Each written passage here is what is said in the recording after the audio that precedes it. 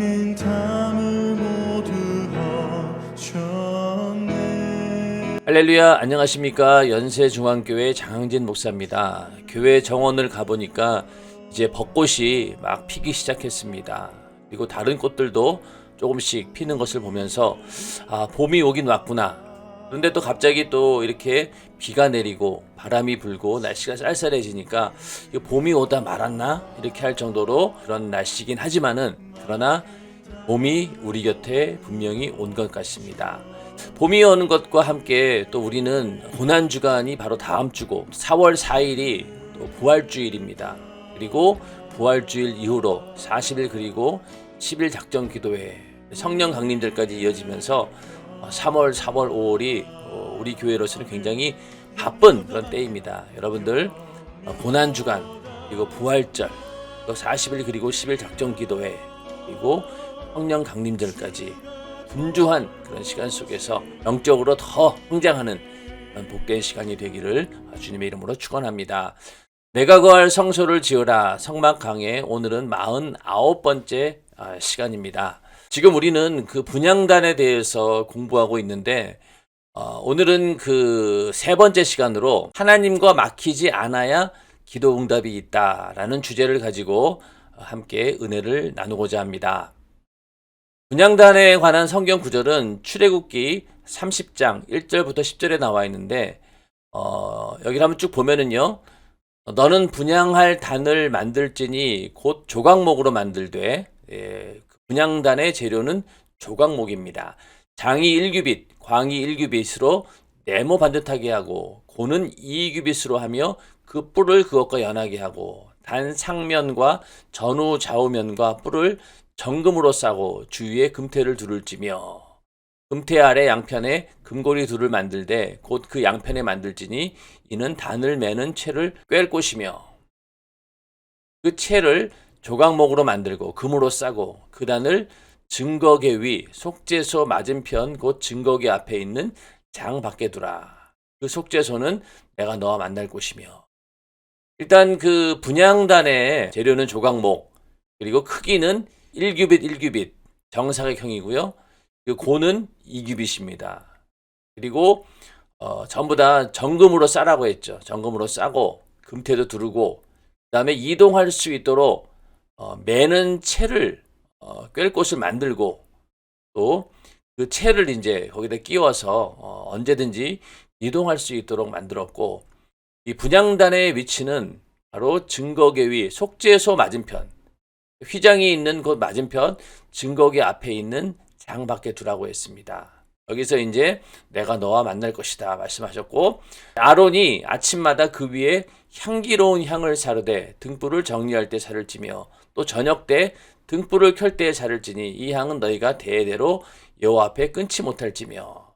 그래서 언제 이 향을 피우느냐? 아침마다 등불을 정리할 때, 그리고 저녁 때 등불을 켤 때 이렇게 향을 살라서 계속해서 그 향이 끊이지 않도록 피워야 된다. 그래서 너희는 그 위에 다른 향을 사르지 말며 언제나 소제를 드리지 말며 전제에 술을 붓지 말며 아론이 1년 1차씩 이 향단 뿔을 위하여 속죄하되 속죄제의 피로 1년 1차씩 대대로 속죄할지니라. 이 단은 여호와께 지극히 거룩하니라. 향을 피우는 방법에 대해 말씀하고 있고 1년에 한 번씩 뿔을 속죄해야 된다. 그 얘기도 했습니다. 그래서 분향단은 거룩한 곳이다 이렇게 말씀하셨고, 오늘은 이 10절에 해당하는 부분, 단은 여호와께 지극히 거룩하니라, 이 부분을 가지고 함께 은혜를 하도록 하겠습니다. 네 번째 주제는 하나님과 막히지 않아야 기도 응답이 있다라는 제목인데, 막히지 않아야 하는 기도. 하나님께서는 분향단을 지극히 거룩한 것이라고 말씀하셨습니다. 그러므로 성도가 하나님께 하는 기도는 거룩해야 합니다. 천사가 우리 기도를 금향로에 받아서 올라갈 때 하나님께서 보시기에 깨끗하고 정직하고 거룩한 기도가 아니라면 하나님은 그 기도에 응답하지 않으십니다. 우리가 죄와 불의를 가진 채 일방적으로 주여 내게 축복해 주시옵소서 하고 아무리 구해도 하나님께서는 내가 복 주려고 마음먹고 있다. 하지만 그보다 먼저 네 죄부터 내놓아라. 내가 줄 복은 거룩하다. 거룩한 복을 더러운 그릇에 담을 수 없다. 그릇부터 깨끗하게 하라고 하실 것입니다. 자, 분향단이 기도를 의미한다라고 하면은 가장 중요한 것은 우리가 거룩한 것을 하나님께 올려드려야 됩니다. 아무리 우리가 하나님께 구하는 것이 급하고 또 중요한 문제라 할지라도 먼저는 내 죄를 깨끗이 해결해서 내가 먼저 거룩하게 된 다음에 그 다음에 하나님이 주시는 그 응답의 축복을 내가 받을 수 있는 것이다. 그래서 거룩한 복을 더러운 그릇에 담을 수 없다. 그릇부터 깨끗하게 하라. 이렇게 말씀하신다는 거죠. 하나님께서 사용하시는 사람도 그렇고 어떤 것이든지 거룩한 것을 사용하는데 그 얘기는 결국 깨끗한 거죠. 금그릇, 은그릇도 있지만은 하나님께서 쓰시는 그릇은 깨끗한 그릇입니다. 기도도 마찬가지로 거룩한 기도에 하나님이 응답하신다. 기도 응답받기 위해서는 먼저 우리가 죄를 예수의 피의 공로로 깨끗이 회개해야지만이 그 거룩함을 보시고 우리 기도에 응답을 해주십니다. 오죽하면 하나님께서 너희가 손을 펼 때 내가 눈을 가리우고 너희가 많이 기도할지라도 내가 듣지 아니하리니 이는 너희의 손에 피가 가득함이니라고 말씀하시고 그때 너희가 나를 부르리라 그래도 내가 대답지 아니하겠고 부지런히 나를 찾으리라 그래도 나를 만나지 못하리니 라고 말씀하셨겠습니까? 이 모든 것이 죄 때문에 하나님과 가로막혀서 그렇습니다. 하나님을 만나려면 죄로 막히지 말아야 하고 막혔다면 그 담을 회개로 헐어 거룩한 기도를 드려야 합니다. 자, 여기 이사야서 1장 15절 말씀 또 잠언서 1장 28절 말씀은 너희가 아무리 기도해도 내가 응답하지 않겠다. 왜? 너희에게 죄가 있기 때문에. 이렇게 말씀하고 있는 거죠. 그러므로 우리가 기도를 얼마나 많이 하느냐 이런 게 중요한 게 아니라 먼저는 하나님과의 관계에서 거룩함을 유지하고 있느냐 이게 중요합니다.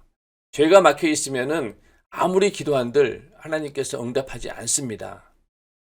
먼저는 우리가 죄를 회개하여서 하나님과의 관계를 열어 놓아야지 하나님께서도 우리의 그 거룩함을 보시고 기도에 응답해 주신다는 얘기죠. 그 다음에 내 생각을 철수하라. 그러니까 하나님과의 그 기도에서 그 기도를 막고 있는 것이 뭐냐? 첫 번째는 죄라는 거예요. 자, 분향단에서 향을 피워서 향이 이렇게 퍼져 올라가는데 제한 조건이 있습니까? 연기가 올라가는데 제한은 없어요. 그만큼 하나님께 상달되어지는 기도도 어떤 것도 막힘이 없이 하나님께 올라가야 된다는 겁니다. 제일 먼저는 죄로 인해서 그 기도의 응답이 막히지 않도록 기도가 올라가는 것이 방해되지 않도록 먼저 죄를 해결해야 되는 것이고 그 다음에는 내 생각입니다. 그래서 내 생각을 철수하라는 거예요. 하나님과 막힘없는 거룩한 기도는 하나님의 뜻에 합당한 기도입니다. 그러므로 기도할 때 내 판단과 생각에 근거하여 구할 것을 미리 정해놓기보다는 하나님이 원하시는 것이 무엇인지 무엇을 구하라고 하셨는지 생각하며 믿음으로 해야 합니다. 내 머리로 한 계산에 맞지 않아도 하나님의 계산에 맞으면 됩니다. 우리가 기도할 때 보면은 내 판단과 내 생각에 근거해서 이렇게 하나님의 응답을 제한하는 그런 일들이 많죠. 하나님께서는 아마 요 정도까지만 응답해 주실 거야 라고 하면서 내가 가지고 있는 생각, 내가 가지고 있는 그 판단 거기에 근거해서 하나님이 그 정도밖에는 응답하지 못할 것이다 라면서 미리 우리가 정해놓는다는 거예요. 그러나 그것은 내 생각입니다. 하나님의 생각은 아니죠. 그러므로 우리가 막힘이 없는 거룩한 기도라고 한다면은 하나님의 뜻과 하나님의 스케일에 맞는 그런 기도를 해야지만이 그 기도가 온전히 하나님께 상달되어지고 응답도 내려오는 것입니다. 자, 예를 들면요, 물고기 2마리와 보리떡 5개로 장정만 5,000명을 먹이신 것이 하나님의 계산입니다. 죽은 지 나흘이나 지나 송장 썩는 냄새가 진동하는 나사로를 사망의 권세에서 다시 살려내신 것도 하나님의 계산 안에서만 가능한 일입니다. 예수님을 쫓던 많은 사람들이 빈들에서 먹을 것이 없어서 이제 굶고 있는 그런 상황에서 주님께서 제자들을 명령하여서 먹을 것을 이제 구해오라고 합니다. 그랬더니 그 제자가 그것 가져온 게 물고기 2마리하고 보리떡 5개. 어떤 어린아이가 가져온 도시락 같은 그런 거겠죠. 그거 가져와서 이거밖에 없습니다. 라고 예수님께 이야기합니다. 그러니까 제자들의 한계는 거기까지인 거예요. 먼저는 이 많은 사람들을 이 들판에서 이 많은 사람들이 먹을 양식을 어떻게 구해오겠느냐. 이미 다 한계에 부딪힌 거죠. 도저히 불가능한 거였어요. 그래도 주님께서 명령하니까 그나마 그거라도 들고 온 거예요. 그러나 주님의 계산은 어떻습니까? 거기 있는 사람들, 장정만 5,000명이기 때문에 어린아이들이나 노인들까지 치면은 굉장히 많은 사람들이 있었겠죠. 결국은 그 물고기 2마리하고 보리떡 5개로 다 먹이고도 남습니다. 그게 하나님의 계산이라는 거죠. 근데 우리 기도도 마찬가지로 우리는 보리떡 5개, 물고기 2마리, 여기까지가 우리 한계인 거예요. 근데 하나님께서는 어떻습니까? 거기에 있는 수많은 사람들을 다 먹이고도 남는 하나님의 이적을 보이지 않았습니까? 근데 우리는 항상 이적을 보지 못한다는 얘기죠. 나사로도 마찬가지죠. 나사로가 죽었어요. 사흘이나 지났습니다. 예수님이 오실 때 어느 누구도 그 나사로를 다시 살리리라고는 생각도 못했죠. 죽은 자가 살아난다라고 하는 것은 도저히 믿을 수 없는 그런 일이었습니다. 그래서 네 오라비가 나사로가 다시 살아나리라 이렇게 했을 때 동생들도 뭐라고 했습니까? 죽음 후에 부활하는 것은 우리도 알고 있습니다. 그러면서 전혀 인정하지 않았죠. 근데 예수님께서는 어떻습니까? 무덤에서 나사로를 불러내서 그를 살려냈습니다. 이게 바로 하나님의 계산 안에서 가능한 일인 거죠. 근데 우리는 이런 계산을 못해요. 항상 제한적이고 우리 인간의 어떤 상식이나 인간의 기준 거기에 근거해서 기도하다 보니까 응답의 스케일도 그거밖에 안 되는 거예요. 여러분 하나님의 그 응답을 받기 위해서는 우리의 생각을 버리고 우리가 하나님의 그 스케일에 맞춰야 되는데 그게 바로 믿음의 분량이죠. 그래서 죽은 자도 살린다라고 하는 불가능한 일들을 가능케 하는 하나님의 계산. 그것이 바로 우리의 믿음입니다. 그 믿음이 있을 때 하나님이 일하시는 데는 제한이 없는 것이죠. 자, 나사로의 이야기가 또 계속 나옵니다. 나사로의 누이 마리아는 주님께서 내 오라비가 다시 살리라고 말씀하셨을 때 그 말을 믿지 않았습니다. 주님께서는 마리아의 믿음 없음을 통분히 여기시고 민망히 여기시며 네가 믿으면 하나님의 영광을 보리라 하지 아니하였느냐 라고 말씀하시면서 하늘을 우러러 기도하신 후 나사로야 나오라 하고 명령하시자 죽은 자가 배를 동인 채로 걸어 나왔습니다. 마리아 입장에서는 나사로가 다시 산다는 것은 불가능했다는 거죠. 그런데 네가 믿으면 하나님의 영광을 보리라. 그 영광이 무엇이었습니까? 죽은 자도 살아나는 그런 놀라운 이적을 보게 된 겁니다. 이처럼 인간의 머리로는 도무지 이해되지 않는 상황 속에서도 우리의 인간적인 생각을 철수하고 천지 만물을 창조하고 생사화복을 주관하시는 전능자인 주님의 생각을 온전히 받아들여야 합니다. 그래야 제한 없는 하나님의 이적을 경험할 수 있습니다. 우리의 기도가 하나님께 온전히 상달되기 위해서는 우리도 하나님의 능력이 제한 없다라고 하면은 우리의 기도 제목도 제한이 없는 겁니다. 근데 우리는 은연중에 내가 가지고 있는 생각 안으로 하나님의 역사를 제한하는 그런 믿음 없는 모습을 우리는 보인다는 얘기죠. 그러한 생각을 완전히 버리고 하나님의 생각, 주님의 생각을 받아들여야지만이 제한 없는 하나님의 이적을 구할 수 있습니다. 그러므로 기도할 때 우리는 먼저 죄가 있으면 회개해야 되고 그리고 내 생각과 내가 가지고 있는 판단 기준이 혹시 하나님의 능력을 제한하고 있는 것은 아닌지 그걸 우리가 점검해 봐서 그런 것들이 없을 때 우리의 기도는 하나님께 온전히 상달되어질 수 있고 또 거기에 따르는 하나님의 이적도 그 스케일에 맞춰서 그 믿음에 맞춰서 응답도 받게 되는 것입니다. 주님은 십자가를 지시기 전날 밤 겟세마네 동산에서 십자가의 고통에 쓴 잔을 넘어가기를 원했지만 아버지여 내 원대로 마옵시고 아버지의 원대로 되기를 원합니다 하고 기도하셨습니다. 예수께서 괴로움과 고통 중에서도 자기의 뜻을 내려놓고 하나님의 뜻을 받아들이셨던 이 결단이 인류에게는 구원이요 자신에게는 부활의 영광이 되었습니다. 그리고 우리의 구세주가 되셨습니다. 예수님께서도 육신을 입고 온지라 십자가에 달려 죽는다고 하는 그 사실이 너무너무 괴롭고 고통스러운 일이었습니다. 그래서 웬만하면은 이 잔을 내게서 거두어 달라고 하나님께 간절히 기도했죠. 그런데 그 기도를 하자마자 곧이어 그러나 내 원대로 마옵시고 아버지 원대로 되기를 원합니다 라면서 자기 뜻을 접어버리셨어요. 내려놓으신 거죠. 그리고 하나님의 뜻을 받아들였습니다. 그러고 나서 이 십자가의 사건이 이어지게 되는 거죠. 인류에게는 구원이고 그 결과 자신에게는 부활의 영광이 되었지만은 그러나 그 겟세마네 동산에서는 인간적으로 고민을 했다는 얘기입니다. 왜냐하면 자기는 하나님의 아들이기 때문에 솔직한 얘기로 그 십자가의 사건을 받아들이지 않겠다라고 해도 그거 말릴 수는 없어요.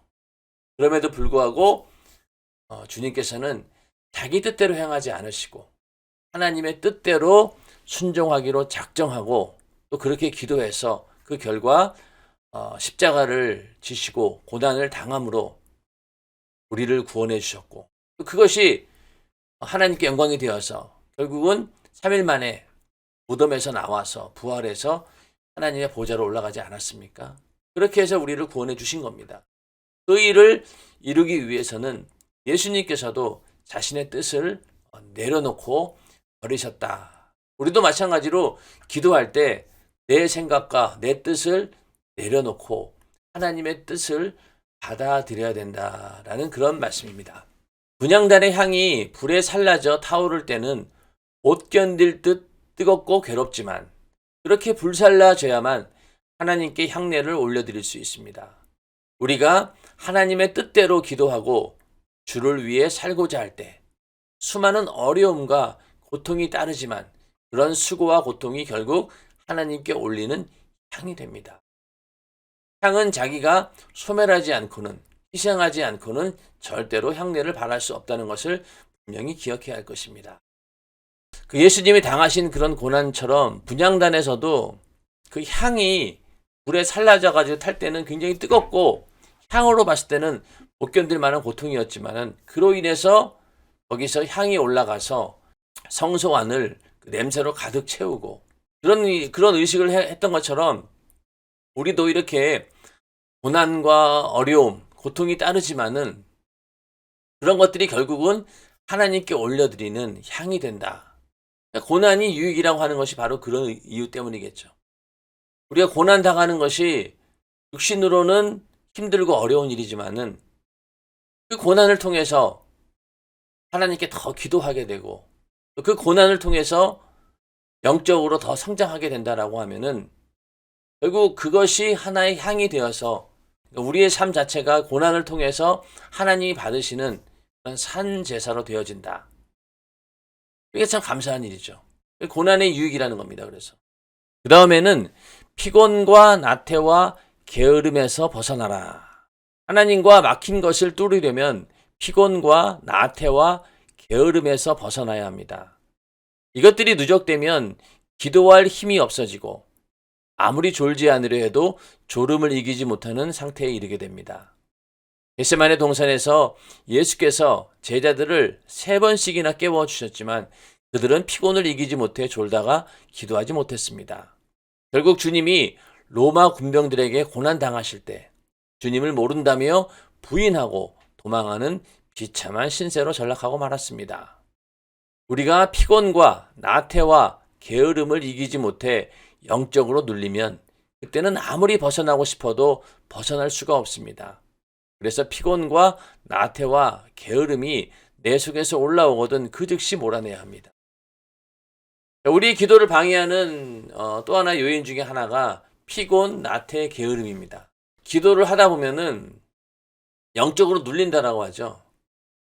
육신이 굉장히 피곤하기 때문에 눈이 저절로 감기는 그런 경우도 있지만은 잠도 많이 자고 왔고 컨디션도 괜찮은데 기도만 하려고 하면은 막 졸음이 쏟아지고 막 정신을 빼앗기는 그런 경우가 있습니다. 그거는 악한 영향에 눌리고 있다는 얘기죠.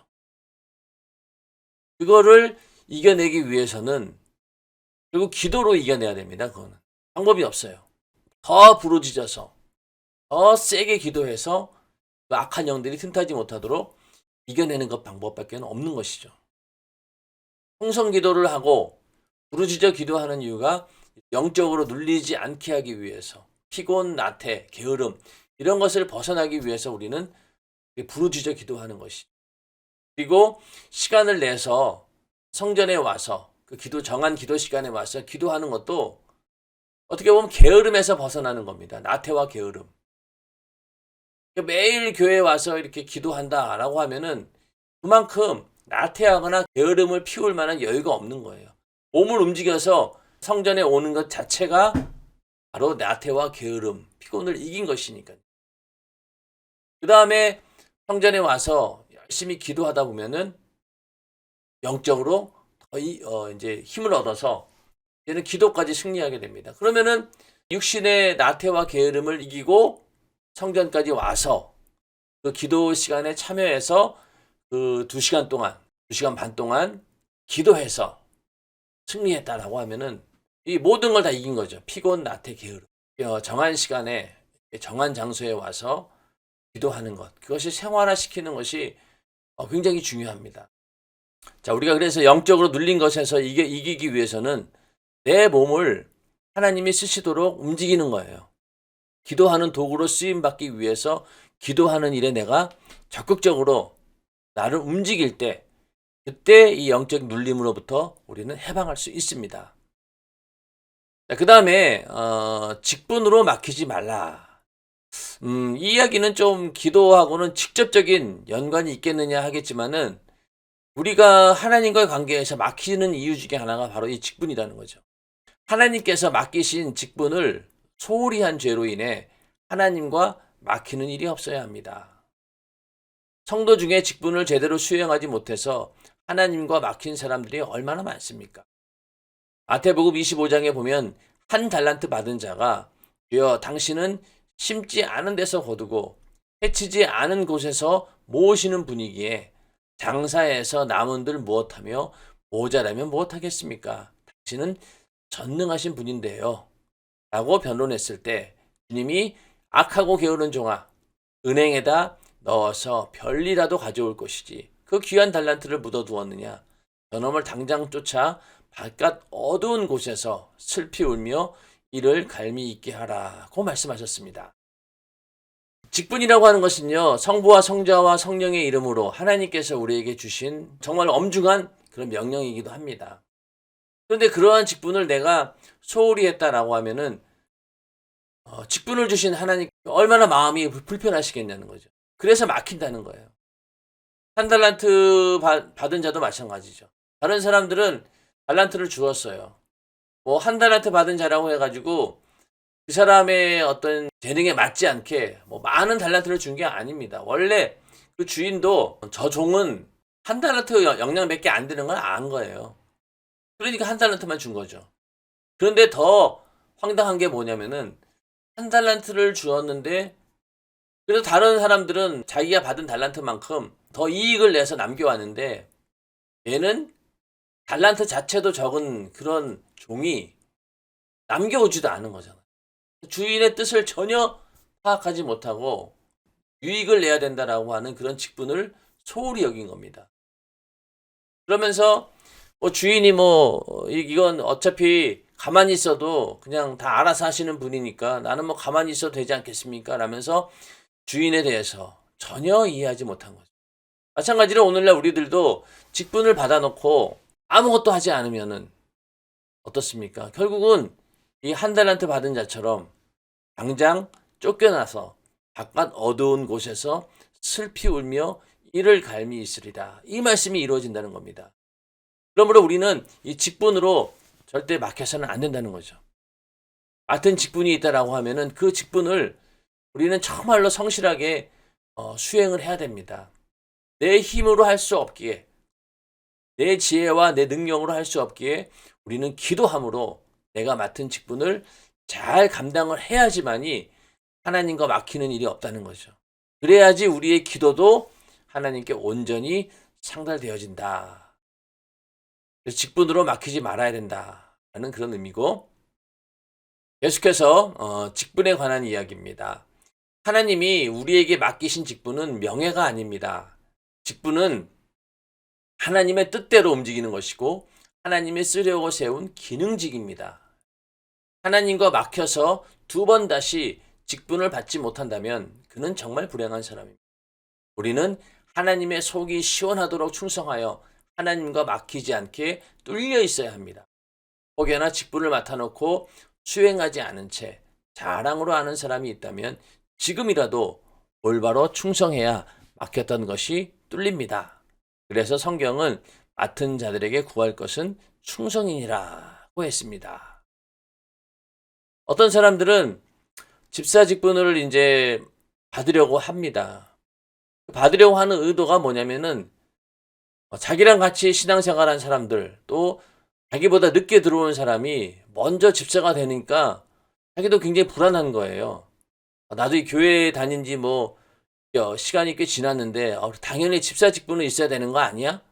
이러면서 자신의 명예를 위해서 그 직분을 맡으려고 합니다. 내가 집사로서 그 사명을 감당할 수 있어야지만이 그 직분을 받는 것이지, 남들이 받는다고 해서 태면 치르기 위해서 내가 그 직분을 받는다? 그것은 잘못된 일입니다. 그러므로 우리가 매년마다 직분을 받을 때 그 직분을 받는 순간부터 그 일을 내가 기능적으로 수행을 해야 되는 거죠. 직분만 맡아놓고 일을 안 하게 되면 어떻게 됩니까? 결국 아까 그 한 달란트 받은 자처럼 슬피 울며 이를 가며 하나님과 막혀버리는 그런 관계에 이른다는 것이죠. 그래서 우리는 직분이 명예가 아니라는 겁니다. 그 직분을 명예로 알기 때문에, 예를 들면은 기관에서도 내가 올해는 회장이었어요. 다음에 가가지고는 회장 직분을 못하고 예를 들어서 부서기 직분을 했다. 그러면은 굉장히 창피합니다. 왜 창피합니까? 회장은 회장의 직분이 있는 것이고 부서기는 부서기의 직분이 있는 것이고, 그래서 그냥 자기가 맡은 직분을 잘 감당하면 되는데 그렇게 직분이 높은 데 있다가 떨어졌다 생각하는 거죠. 결국 그건 뭐예요? 내가 회장직을 명예직으로 알고 있었다는 겁니다. 만약에 그렇지 않았다라고 하면은요, 매년마다 내가 직분이 있느냐 없느냐, 어떤 직분이냐에 따라서 내 감정이 좌지우지할 필요가 없겠죠. 근데 그 해에 따라서 하나님께서 나를 쓰시는 게, 이번 해는 이렇게 쓰시려고 하는구나, 나는 그거를 그냥 감당하면 된다, 이런 마음만 있으면은 절대로 직분 가지고 시험 들 일도 없고 그것으로 인해서 바뀔 수도 없는 거죠. 제일 먼저는 직분을 맡은 순간부터 우리는 그 직분을 성실하게, 충실하게 수행을 해서 많은 유익을 남기는 것, 이게 바로 하나님의 뜻이고요. 그것을 자랑으로, 명예직으로 여기서는 안 된다. 그렇게 충성 직분을 잘 맡아서 죽도록 충성해서 그 임무를 수행할 때 하나님과 막힘없이 우리의 기도도 아름답게 상달되는 것입니다. 자, 그 다음에 물질로 막히지 말라. 이번에는 이제 물질입니다. 물질. 이거로도 이제 하나님과 잘 막히죠. 하나님과의 관계에서 물질로도 막히지 말아야 합니다. 하나님께 드리려고 작정했던 것을 안 내고 버티고 움켜쥐고 있다가 호흡이 끊어지면 남는 것은 하나님과 가로막힌 죄뿐입니다.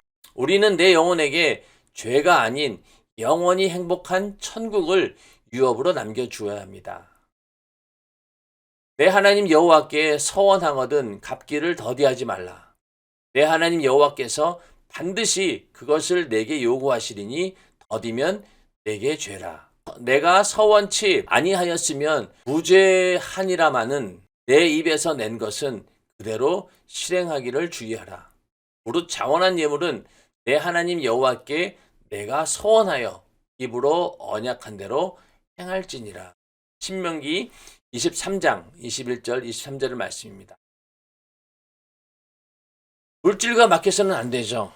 하나님과 관계에서. 그러니까 드리려고 작정했던 것을 안 내고 버티고 움켜쥐고 있으면 안 된다는 겁니다. 작정한 예물은 반드시 드려야 된다. 그래서 여호와께 서원하거든 갚기를 더디하지 말라. 더디면 네가 죄가 된다는 거예요. 차라리 서원 안 하면은 죄가 없는데 네가 입으로 서원했기 때문에 반드시 그것을 언약한 대로 실행해야 된다라는 그런 말씀입니다. 그렇게 해야지 하나님과 물질로서 막히지 않게 되는 거죠. 자, 하나님께서는 자기가 받으시려고 감동하신 것을 온전히 받기 원하십니다. 그러니 하나님과는 제한 없이 열어놓아야 합니다. 그리하여 천지 만물의 주인이시며 애쓸 것을 나보다 먼저 아시는 하나님이 마음껏 부어주시는 물질의 부유를 제한 없이 누려야 할 것입니다. 우리의 기도가 막히지 않기 위해서는 물질로 막히지 말아야 된다. 하나님께 드리는 그런 예물, 그런 관계를 우리가 잘 살펴서 서원한 것은 반드시 갚아야 되고 또 작정한 것은 반드시 실행을 해야지만이 우리는 하나님과 막히지 않게 되고 그로 인해서 우리의 기도도 하나님께 온전히 상달될 수 있는 것입니다. 자, 그 다음에 대인관계에 막히지 말라. 주님께서 왼편에 있는 자들을 책망하실 때 작은 자 하나가 줄이고 목마르고 나그네 되고 헐벗고 병들고 옥에 갇혔을 때 돌보지 않은 것을 주님께 하지 않은 것이라고 크게 책망하시면서 저주를 받은 자들아 나를 떠나 마귀와 그 사자들을 위하여 예비된 영영한 불에 들어가라고 말씀하셨습니다. 또 너희가 사람의 과실을 용서하지 아니하면 너희 아버지께서도 너희 과실을 용서하지 아니하시리라고 하셨고 땅에서 무엇이든지 매면 하늘에서도 매일 것이요 라고 하셨습니다. 사람과 막히면 하나님과도 막힙니다. 대인관계에 막히지 말라는 것은 하나님과 막히지 말라는 것과 같은 말입니다. 하나님께서 우리에게 원수를 사랑하라고 하신 것은 결국 누구와도 막히지 말아서 하나님과 관계를 열어놓으라는 말입니다. 자, 이번에는 그 사랑과의 관계에서 막히지 말라는 거죠. 먼저는 우리가 이웃이 줄이고 있을 때, 목마르고 있을 때, 또 갈 곳이 없을 때, 헐벗고 병들고 옥에 갇혔을 때 돌보아야 되는 것이 곧 주님을 대접하는 것이다. 그렇게 하지 않은 것에 대해서 엄청난 책망을 하십니다. 그러므로 먼저는 우리가 주변에 있는 이웃들에게 이런 사랑을 베풀어야 된다는 얘기죠. 그리고 또 어떤 사람의 과실에 대해서 내가 용서해야 된다. 나도 용서받은 자이기 때문에 나에게 잘못한 사람들도 용서해야 되고 그들이 지은 죄에 대해서 우리는 용서하는 마음이 있어야 된다. 이것도 역시 대인관계가 막히지 않도록 하는 일이고 그리고 그 얘기가 땅에서 매면 하늘에서 매인다는 거죠. 인간관계가 틀어지게 되어서 그 사람을 내가 미워하게 된다. 그 순간 하나님과의 관계도 막혀버리는 거죠. 그래서 우리가 예물을 드리기 전에 먼저 서로 형제와 다툰 것이 있으면은 화해하고 와야 된다. 그래야지 하나님께서 그 예물을 기뻐 받으신다. 그런 것처럼 우리는 항상 하나님과의 관계를 온전케 하기 위해서 사랑과의 대인 관계에서도 그냥 적극적으로 우리가 그들을 사랑해야 됩니다. 용서해야 되고 그러한 사랑이 있어야지만이 하나님과의 관계도 막히지 않고 대인 관계도 막히지 않는 것이다. 항상 그렇게 열어놓으라는 겁니다. 그래서 사랑과의 관계에서도 역시 막혀가지고 기도가 상달되지 않는 우리의 기도가 제한되는 그런 일이 없어야 된다는 것인데 자, 이스라엘 초대왕 사울은 시기 질투심 때문에 다윗을 죽이려고 군사를 이끌고 추격했지만 다윗은 사울을 하나님께서 기름 부어 세운 왕으로 여겼기에 몇 번이나 죽일 기회가 있었으나 끝까지 손대지 않고 하나님을 향해 열어놓았습니다. 자, 다윗이 참 그 지혜로운 사람이고 참 하나님의 사람이다라고 하는 것이 여기서도 나타나는데, 사울이 아무런 이유 없이 다윗을 미워합니다. 그리고 끝까지 쫓아가서 다윗을 죽이려고 하죠. 그런데 이 사울을 죽일 수 있는 기회가 몇 번 있었습니다. 동굴에 들어와 가지고 사울이 용변을 보고 있는데 그때 다윗은 그를 죽일 수 있었어요. 그때도 옷자락만 살짝 베어가지고 나오지 않았습니까? 그러면서 사울에게 그 얘기를 했어요. 내가 당신을 죽이지 않았습니다. 근데 왜 나를 이렇게 죽이려고 합니까? 그러고 나서 또 한 번의 기회가 있었는데 바로 이게 사무엘상 26장 9절부터 11절 말씀 보면은 다윗이 아비새에게 이르되 죽이지 말라. 누구든지 손을 들어 여호와의 기름 부음을 받은 자를 치면 죄가 없겠느냐. 또 가로되 여호와께서 사시거니와 여호와께서 그를 치시리니 혹 죽을 날이 이르거나 혹 전장에 들어가서 망하리라. 내가 손을 들어 여호와의 기름 부음을 받은 자를 치는 것을 여호와께서 금하시나니 너는 그의 머리 곁에 있는 창과 물병만 가지고 가자고. 다윗은 하나님께서 기름 부은 자를 자기 손으로 죽인다라는 것을 굉장히 두려워했던 거죠. 다윗은 하나님과의 관계가 막히지 않는 것을 더 중요한 것으로 여긴 거죠. 전쟁에서 이긴다 한들 그게 중요한 것이 아니라 하나님과의 관계가 막히지 않는 것이 오히려 더 중요한 것입니다. 그것을 다윗은 알았기 때문에 하나님께서 기름 부어 세운 왕을 함부로 죽이지 않았던 것입니다. 그러므로 우리도 하나님과의 관계에 막히지 않으려고 해야 된다. 막히지 않기 위해서는 사람과의 관계도 굉장히 중요시 여겨야 된다.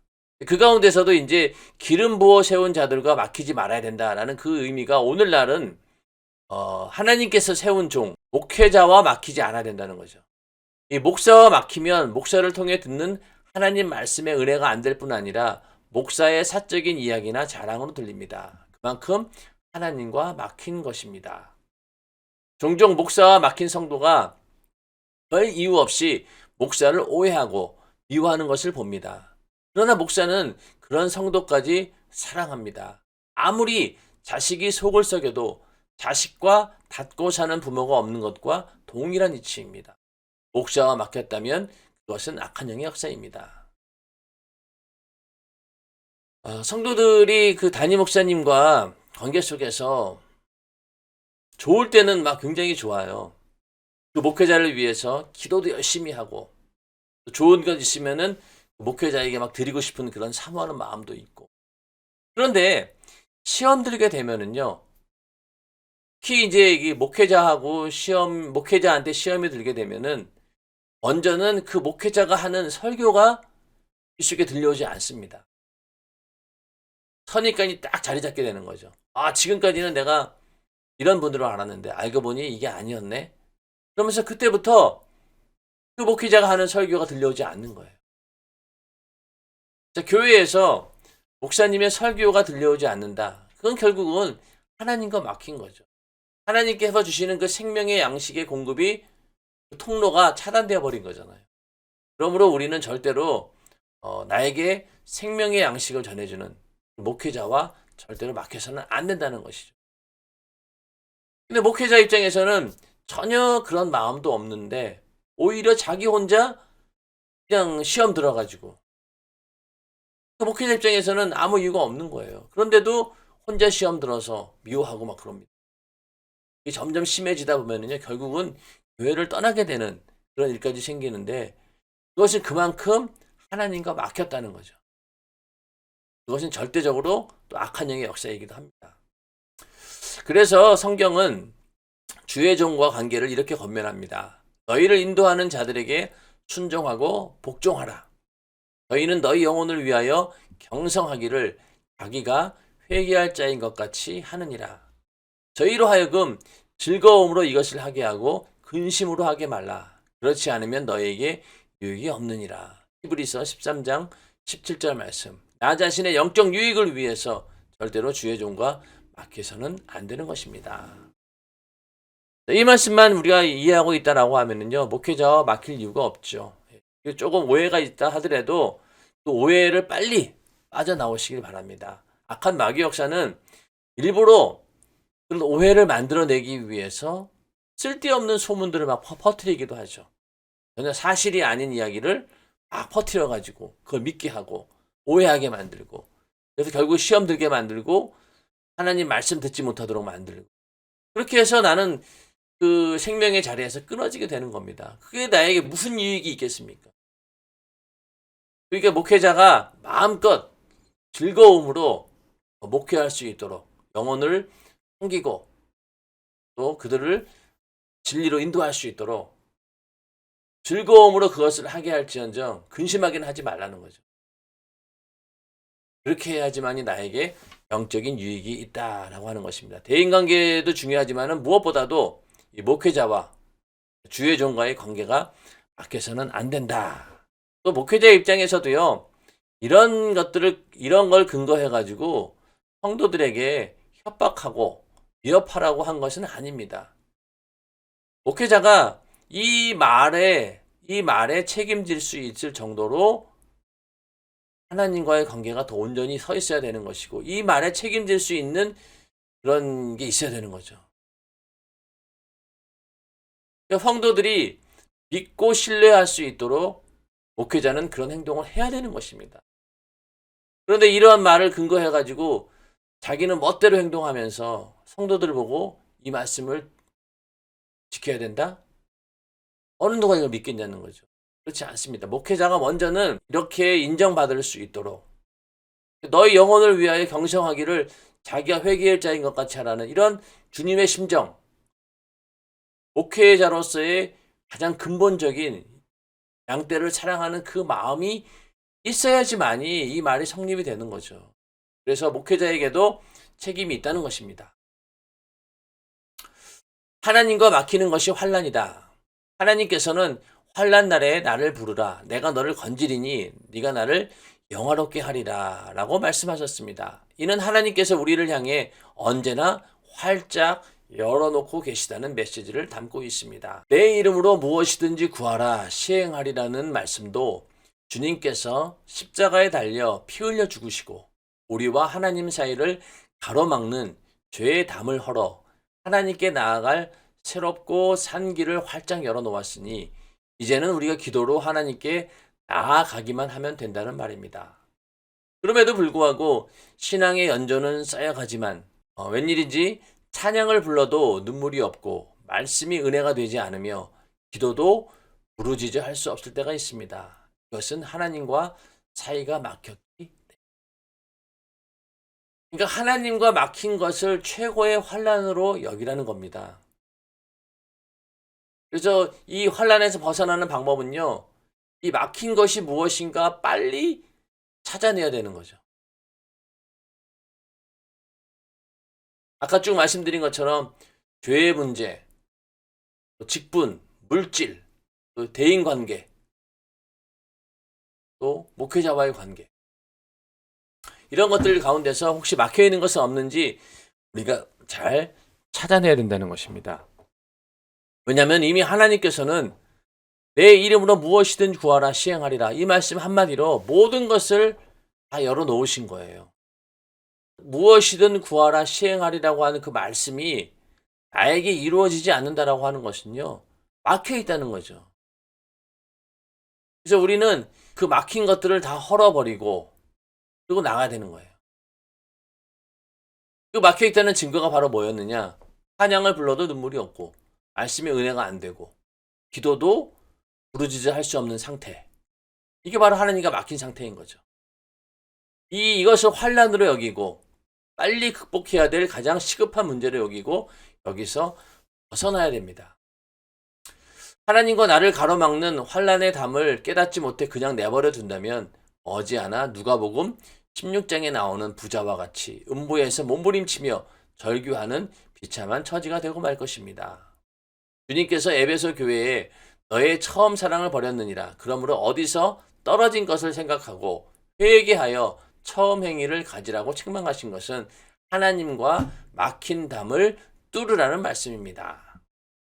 그러므로 우리는 이 땅에 사는 동안 하나님과 막히게 하는 것은 그 무엇이라도 절대 용납치 못할 환난으로 여기고 그 즉시 하나님께 도움을 요청해야 합니다. 그 문제를 즉각 수습하지 않고는 견딜 수 없는 신령한 영적 다급함이 있어야 합니다. 그렇지 않고 수수방관한다면 그것이 쌓이고 쌓여서 하나님과 나를 가로막는 죄의 담이 농합니다. 자, 이렇게 하나님과 가로막고 있는 것들을 우리가 빨리 알지 못하고 알아채지 못하고 그냥 내버려 둔다면요, 그 죄가 적체되어 있겠죠. 처음에는 담이 이 정도였던 것이 점점 담이 높아지게 되고 더 단단해지게 되고, 그러다 보면은 웬만한 것 가지고는 그 담을 헐 수가 없는 거예요. 그 담이 높아지고 더 견고해지기 전에 빨리 우리는 회개해서 처음 행위를 가지라. 에베소 교회에게 하신 말씀처럼 처음에 아무것도 없던 이 죄의 담이 쌓이지 않던 그 상태로 우리가 만들어 놓아야 된다.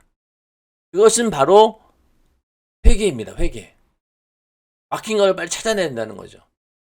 그래서 이것이 엄청나게 급한 일이다라고 하는 그런 다급함이 우리에게 있어야 되는데, 첫 번째로는 우리 이 사실을 모른다는 거예요. 영적으로 무감각해가지고 하나님과의 관계가 내가 막혀 있는지조차도 분간을 못합니다. 그리고 말씀을 모르다 보면은 이 막힌 부분을 찾아낼 길이 없는 거죠. 왜? 말씀을 가지고 분별을 해야 되는데 말씀을 모르니 어떻게 찾아내겠어요? 그래서 말씀을 알아야 되고, 아는 만큼 이 담이 어떤 것인지를 알게 되고, 사이즈가 어떤지, 규모가 어떤지, 그리고 이게 어떻게 하면 이걸 뚫어야 될지, 이거를 알 수 있는 방법은 하나님 말씀을 아는 거죠. 하나님 말씀 가지고 분별을 해야 돼요. 그리고 그것을 무너뜨리기 위해서는 철저한 기도가 또 뒷받침이 돼야 됩니다. 하루에 한 번에 무너진다고 하면 얼마나 좋겠어요. 그러나 이것이 아주 고착화되어 있기 때문에 견고한 성처럼 딱 버티고 있기 때문에 그것을 견고한 진을 파하는 능력, 그 누구에게 있겠습니까? 오직 하나님의 말씀, 하나님의 전신갑주로 무장해서 대응하지 않고는 그 견고한 진을 파괴할 수가 없습니다. 그래서 막힌 담을 뚫고 털어버려야지만이 그제서야 주님이 보이는 거죠. 그러니까 우리가 기도해서 회개하고 또 성령 충만함을 회복하면은요, 지금까지 눈에 보이지 않던 것들이 이제는 제대로 보이게 됩니다.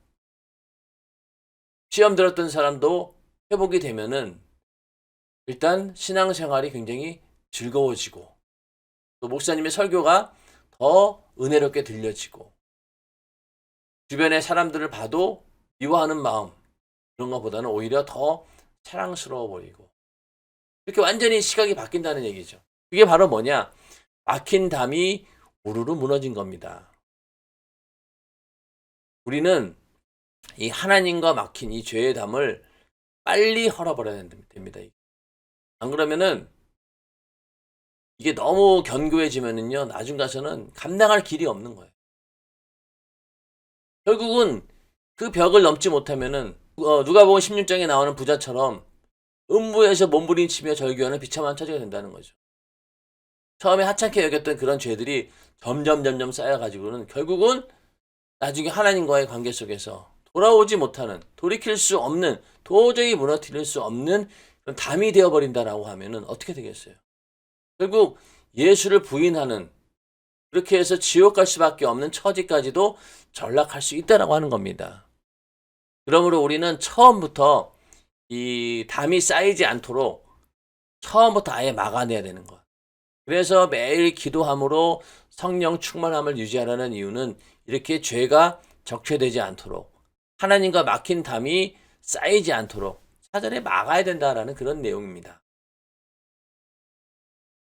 자, 기도만이 유일한 수단이다. 하나님과 사이가 막혀 있을 때 기도는 응답 없는 힘들고 헛된 노동일 뿐입니다. 그러므로 우리가 철저하게 회개하고 하나님과 관계를 바로 하여 거룩함을 회복하는 것이 신앙생활의 최고의 능력입니다. 기도에 성공하지 못하면 영적인 힘을 지닐 수 없기 때문입니다. 제자들은 마가다락방에서 전혀 기도에 힘써 성령을 받았고 그 후로도 뜨거운 기도 생활을 유지했기에 최후 순교하기까지 수많은 이적과 표적을 행하며 담대히 복음을 전할 수 있었습니다. 기도만이 전능자이신 하나님의 절대적인 능력을 끌어내려 사용할 유일한 수단입니다. 그런데 하나님과 사이가 가로막히면 하나님이 주시는 이런 엄청난 능력을 공급받을 수 없습니다.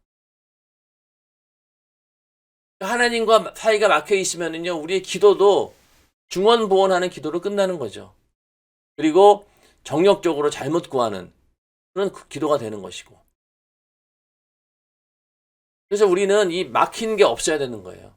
그래야지만이 기도에 성공할 수 있고 하나님이 원하는 대로 말씀대로 살 수 있고 또 초대교회 성도들처럼 순교하기까지 복음을 전할 수 있는 능력도 거기에서 나오는 겁니다.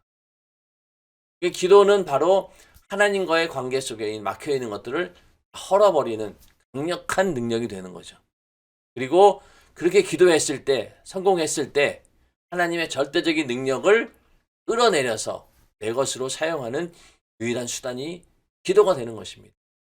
성령이 충만해서 기도에 힘이 붙고 신앙생활에 가속도가 붙으면 어떤 이유로든 절대로 영적 생활에 주춤거려서는 안 됩니다. 신앙생활에 진전이 없는 것은 하나님과 막혀서 그런 것임을 깨닫고 정신 바짝 차려서 즉시 하나님과 막힌 부분을 찾아 확실하게 뚫어야 합니다. 하나님과 사이에 대신, 대인, 대물 등 모든 관계에서 막힌 것이 무엇인지 찾아내어 시원하게 뚫어야 합니다. 막힌 것이 뚫리는 만큼 하나님께서 주시는 힘과 능력을 공급받아 더욱 힘있게 기도하여 하나님이 원하시는 기도를 올려드리는 지극히 거룩한 분향단으로서 역할을 감당해야 하는 것입니다. 영적 생활에 주춤거린다라고 하는 것은 뒤로 물러서거나 침륜에 빠지는 그런 게 없어야 되는 거죠. 그런데도 이게 만약에 신앙생활에 진전이 없다고 하는 것은요, 하나님과 막혀 있는 거예요. 처음에는 앞으로 나가지 못해요. 그러나 점점 이제는 어떻게 되냐, 뒤로 밀려납니다. 이게 더 무서운 거죠. 정체되어 있다고 하는 것은요, 언젠가는 뒤로 밀려날 수 있다는 거예요. 그렇기 때문에 뒤로 밀려나지 않도록 정신을 바짝 차려가지고 막힌 걸 뚫어야 된다는 거예요. 그래서 앞으로 나갈 수 있도록 우리는 길을 확 열어놔야 된다는 겁니다.